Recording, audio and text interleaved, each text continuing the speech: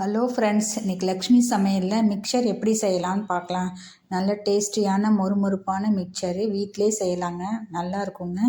இந்த மிக்சர் செய்வதற்கு என்னென்ன தேவையான பொருளுங்கிறத பார்த்துடலாம். மிக்சர் செய்ய நிலக்கடலை ஒரு 100 கிராம் எடுத்துக்கோங்க, பொட்டுக்கடலை ஒரு 100 கிராம், முந்திரி பருப்பு ஒரு 100 கிராமு, கருவேப்பிலை ஃப்ரெஷ்ஷானது ஒரு 2 கைப்பிடி, மிளகாத்தூள் ஒரு 1½ ஸ்பூனு, உப்பு கொஞ்சம் தேவைக்கேற்ப, அதுக்கப்புறம் கடலை மாவு, அதுக்கப்புறம் அரிசி மாவு. இது எண்ணெய் வந்து மிக்சர் பொரிக்கிறதுக்கு எடுத்துக்கணும். இப்போ இந்த எல்லா பொருளையுமே எடுத்துக்கணும். நல்லா கருவேப்பிலையை நல்லா கழுவி வாஷ் பண்ணி கொஞ்சம் துணியில் போட்டு இது பண்ணி வச்சுருங்க.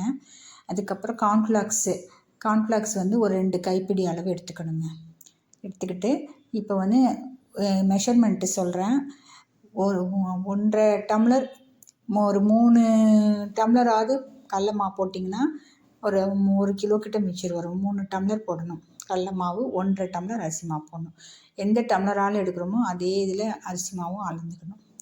ஒரு 3 டம்ளர் போடணும் கடல மாவு.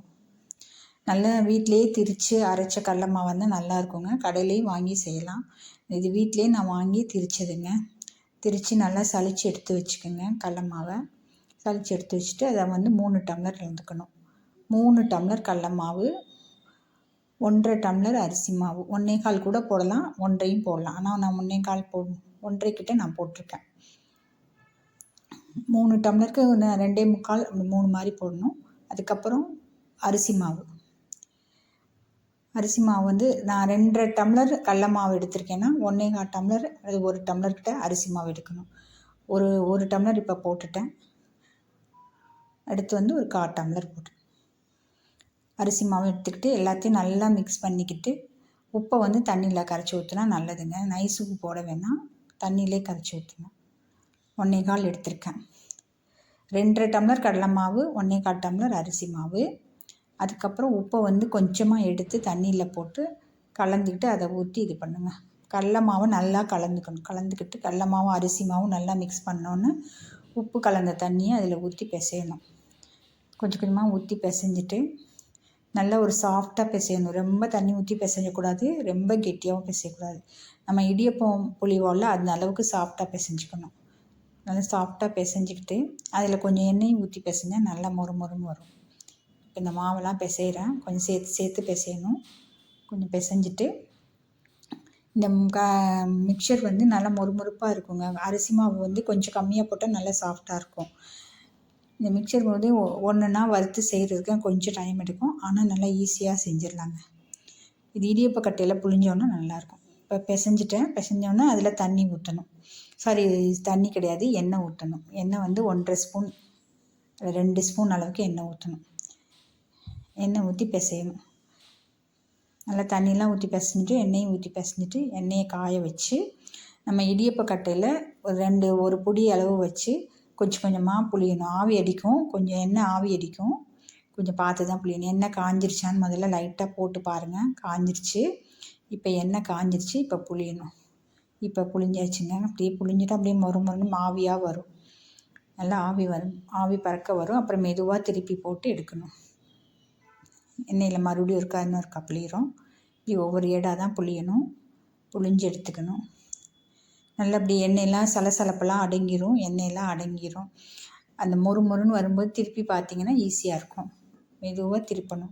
மேலே கீழே எண்ணெய் பற்றாமல் மெதுவாக திருப்பிக்கணும். திருப்பிட்டு இது மாதிரி எல்லா இடியப்பத்தையும் புளிஞ்சு எடுத்துடணும். அந்த இடியப்ப கட்டையில் எல்லா மாவையும் கடல மாவையும் புளிஞ்சு எடுத்துக்கணும். எடுத்துக்கிட்டு அதுக்கப்புறம் ஒவ்வொரு பொருளாக இது பண்ணணும். கடல மாவு கொஞ்சம் கரைச்சி அதை அந்த சீப்போல் பீட்ரூட்லாம் சீக்கிறதுல வந்து ஊற்றுனீங்கன்னா முத்தாக விழுகும். தோசை மாவு பார்த்து கரைச்சிட்டு ஊற்றணும். ஊற்றிட்டிங்கன்னா அது வந்து காரா பூந்தி. அந்த கடல மாவையே கொஞ்சம் எடுத்து வச்சுட்டு காரா பூந்தி தயார் பண்ணி அதில் போட்டுருங்க. அதுக்கப்புறம் ஒவ்வொன்றா வறுக்கணும். எல்லாம் மீடியமான ஃப்ளேமாக வச்சுக்கோங்க, ஈஸியாக இருக்கும் ஒன்றா டக்குன்னு வறுக்கிறதுக்கு. 1 பை 1. இப்போ வந்து நான் போட போகிறது முந்திரி பருப்பை அப்படியே ஃபுல்லாக போட்டுருங்க. போட்டு பொன்னிறமாக வறுத்துட்டு அதில் போடணும். இப்போ எல்லா முந்திரி பருப்பும் போட்டாச்சு. போட்டுட்டு இப்போ வறுத்துட்டு அள்ளிடணும் முந்திரி பருப்புக்கு அடுத்து இப்படி நல்லா கொஞ்சம் லைட் கலராக இருந்தாலே போதும் முந்திரி பருப்பு. கொஞ்சம் டைம் ஆனாலும் நல்ல டேஸ்ட்டாக இருக்கும் வீட்டில் செய்கிறதுனால. நிறைய குவான்டிட்டியும் கிடைக்கும். அதுக்கப்புறம் நிலக்கடலையெல்லாம் நம்ம டேஸ்ட்டுக்கு ஏற்ற மாதிரி தான். நான் அதிகமாகவும் போட்டுக்கலாம், கம்மியாகவும் போட்டுக்கலாம். நான் நல்லாவே அதிகமாகவே போட்டிருக்கேன். ஒரு 200 கிராம் கிட்ட போட்டிருக்கேன். ஆனால் 100 கிராம் சொன்னேன், ஆனால் 200 கிராம் போட்டிருக்கேன். நல்லா நிறையவே போடலாம். மிக்சரில் நிலக்கடலை தான் நிறைய இருக்கும். நிலக்கடலையும் நல்லா அந்த லைட்டாக சலசலப்பெலாம் போனோன்னா பார்த்தாலே தெரியும், வாசமாக இருக்கும் நிலக்கடலை. அதையும் அரைச்சி அள்ளிக்கணும். போட்டுட்டு அரைச்சி அள்ளி எடுத்துக்கங்க. எல்லாமே போட்டு பொறுமையாக தாங்க வறுத்து எடுக்கணும். ஏன்னா கருக்கிச்சுன்னா டேஸ்ட்டாக இருக்காது. வறுத்து அள்ளிட்டு அதுக்கடுத்தது நம்ம பொட்டுக்கடலை போடணும். அரிக்கிற கரண்டி நல்ல பெரிய கரண்டியாக இருந்தால் ஈஸியாக இருக்கும். எல்லாத்தையும் அரித்து அள்ளிடுங்க.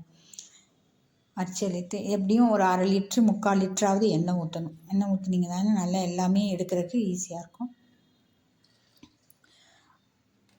அதுக்கடுத்தது பொட்டுக்கடலை போடணும்.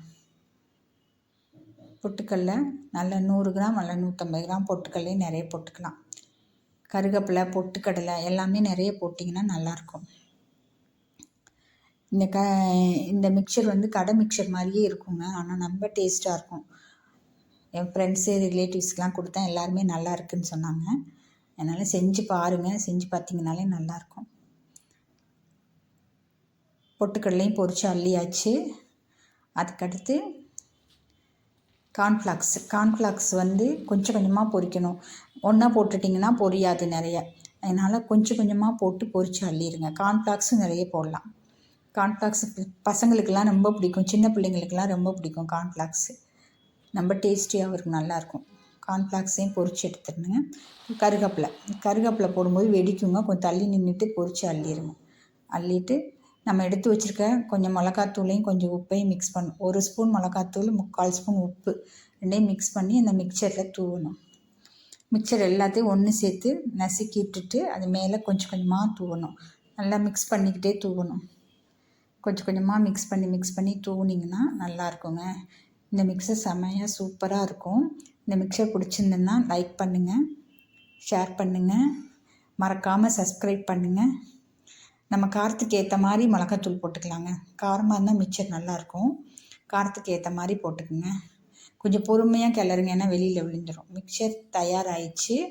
இந்த மிக்சர் பிடிச்சிருந்தா லைக் பண்ணுங்கள், ஷேர் பண்ணுங்கள், மறக்காமல் சப்ஸ்கிரைப் பண்ணுங்கள் ஃப்ரெண்ட்ஸ். Thank you friends. தேங்க்யூ.